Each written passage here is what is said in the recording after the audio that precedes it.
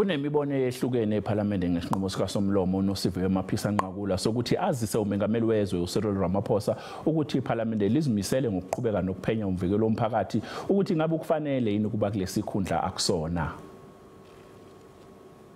I mean, it's deeply concerning because, of course, some of these things and some of these legal fees are being paid for by the taxpayer. And so there seems to be a ducking and diving by the current public protector from not being able to come through to the 194 section 194 inquiry.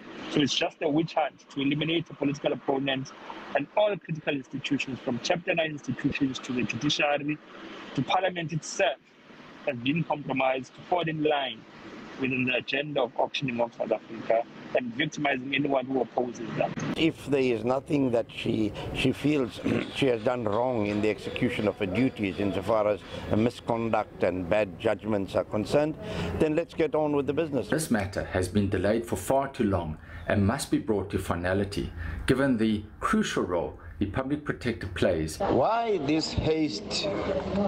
The public protector has appealed to the Court to rescind their decision.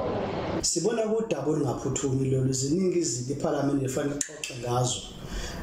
Udaba lomhlaba kumanje abantu bakhala ngokuthi kufanele basavaliwe.